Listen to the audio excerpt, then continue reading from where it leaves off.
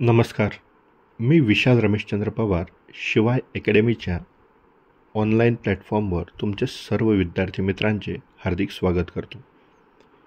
या ऑडिओ पॉडकास्टचा विषय आहे MPSC 2025 राज्यसेवा परीक्षा याचा जो नवीन अभ्यासक्रम आहे त्याविषयीचे गैरसमज.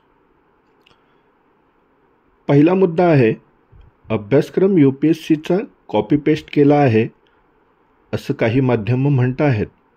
मात्र UPSCच्या फॅकल्टी, मार्गदर्शक किंवा विद्यार्थ्यांप्रमाणे त्या अभ्यासक्रमाचं विश्लेषण, सूक्ष्म विश्लेषण का केलं जात नाही आहे? मुद्दा क्रमांक 2, लिखाणाला असणारं महत्त्व अधोरेखित केलं जातं आहे.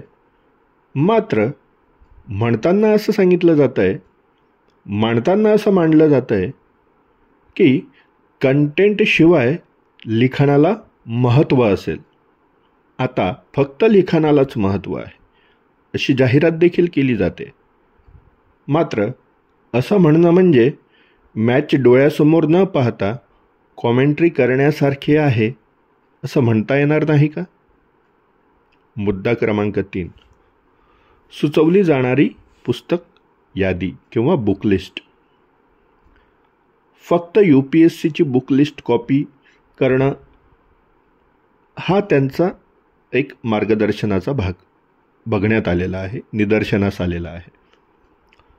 मात्र हा धोका किंवा आक्षेप म्हणता येईल, कारण की MPSC आयोग स्वतः हे जाणून आहे की मार्गदर्शक संदर्भ उपलब्ध नसल्याने आपल्या परीक्षेच्या पद्धतीवरती आक्षेप येऊ शकतो की इंग्रजी माध्यमातील किंवा CBSE पॅटर्नमधल्या केंद्रीय स्तरावरची प्रश्न विचारली गेलेली आहेत किंवा त्या संदर्भांचा प्रश्न तयार करण्यासाठी आधार घेतलेला आहे मराठी साहित्याला दूर ठेवून.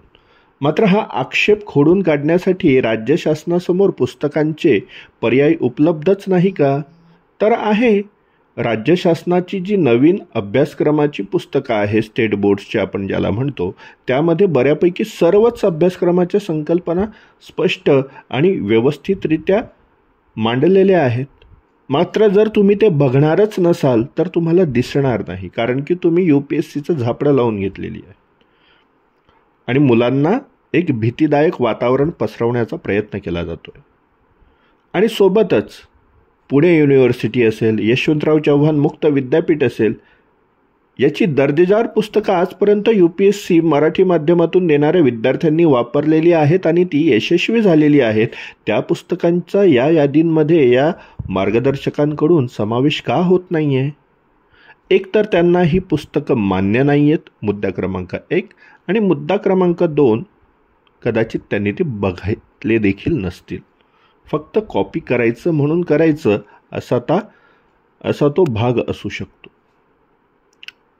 मुद्दा क्रमांक 4, UPSC व लेखी माध्यम किंवा लिखाणातून होणारी ही परीक्षा का तयार झाली? MCQs रद्द करून लेखी परीक्षा का घेण्यात यावी याच्याकरता सर्वात प्रथम तज्ज्ञ मंडळींकडून किंवा जी कमिटी नेमली गेलेली होती तिने एक आक्षेप सांगितला होता किंवा मांडलेला आहे की ऑब्जेक्टिव्हमधून मत तपासता येत नाही, ओपिनियन तपासता येत नाही, जी पॉलिसी मेकर्ससाठी आवश्यक असतात, धोरण निर्मितीकरता आवश्यक असतात, आणि त्या प्रकारचे अधिकारी आपल्याला मिळत नाही किंवा सिस्टीममध्ये येऊ शकत नाही त्या चुकीच्या परीक्षा पद्धतीमुळे.